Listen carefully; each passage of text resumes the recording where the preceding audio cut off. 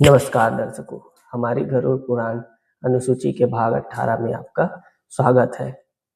दर्शकों, मृत्यु एक ऐसा शाश्वत सत्य है जिसे कोई झुठला नहीं सकता।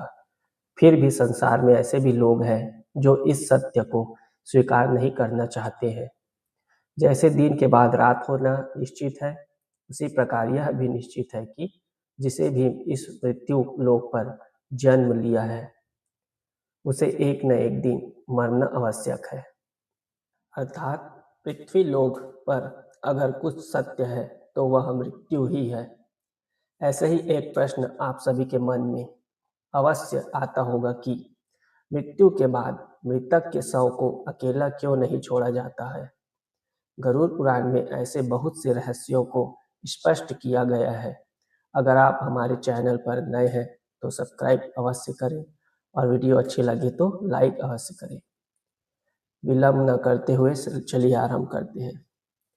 आप सभी ने देखा होगा कि हिंदू धर्म में मृत्यु के पश्चात शव को जलाया जाता है। साथ ही यह भी सुना होगा कि अगर किसी की मृत्यु सूर्यास्त के बाद होती है तो उसका दाह संस्कार अगले दिन किया जाता है। हमारी सनातन संस्कृति में मृत्यु के बाद शव को अकेला क्यों नहीं छोड़ा जाता, यह बताने से पहले हम आपको बताना चाहेंगे कि कब कब अथवा किन किन परिस्थितियों में शव का अंतिम संस्कार नहीं किया जाता है या फिर कुछ समय के लिए टाल दिया जाता है। हिंदू धर्म में अगर किसी व्यक्ति की मृत्यु सूर्यास्त के पश्चात होती है तो उस व्यक्ति के शव को रात भर घर पर ही रखा जाता है और अगले दिन उसका दाह संस्कार किया जाता है। इसके अतिरिक्त अगर किसी की मृत्यु पंचक काल में होती है तो उसके शव को भी कुछ समय के लिए घर पर ही रखा जाता है और जब पंचक काल समाप्त होता है उसके बाद ही उसका दाह संस्कार किया जाता है। क्योंकि गरुड़ पुराण में बताया गया है कि सूर्यास्त के बाद अथवा पंचक के समय में किसी मृत शरीर का दाह संस्कार किया जाए तो उसे मोक्ष की प्राप्ति नहीं होती। तथा यह भी बताया जाता है कि पंचक काल में मरे हुए व्यक्ति के कुछ विशेष क्रिया करने के बाद ही उसे मुखाग्नि दी जाती है। यदि कोई सूर्यास्त के बाद मृत्यु को प्राप्त होता है तो ऐसी स्थिति में शव को शमशान घाट नहीं ले जाया जाता है और शव को घर पर ही रखा जाता है तथा सूर्योदय होने की प्रतीक्षा की जाती है। ऐसे में मृत शरीर को एक पल के लिए भी अकेला नहीं छोड़ा जाता और किसी न किसी को शव की रखवाली के लिए उपस्थित रहना आवश्यक होता है।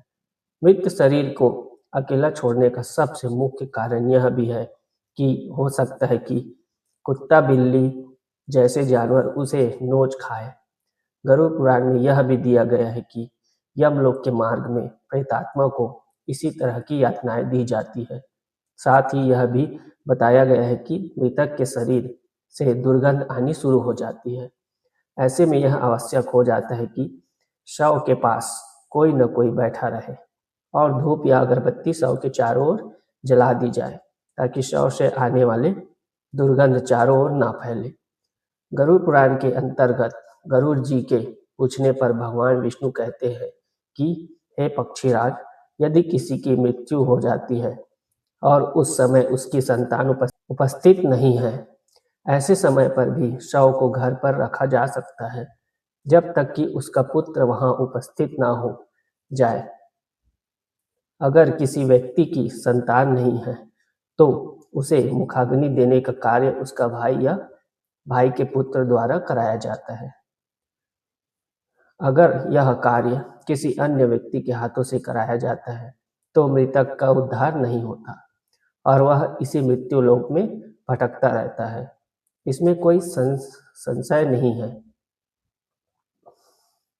फिर भगवान विष्णु कहते हैं कि यदि सूर्यास्त के बाद किसी मृत शरीर को जला दिया जाए अर्थात उसका अंतिम संस्कार कर दिया जाए तो वह मृत आत्मा असुर दानव अथवा पिशाच की योनि में जन्म लेती है जहां उसे कई प्रकार के कष्ट सहने पड़ते हैं। यही कारण है कि हिंदू धर्म में सूर्यास्त के बाद अंतिम संस्कार करने से मना किया गया है।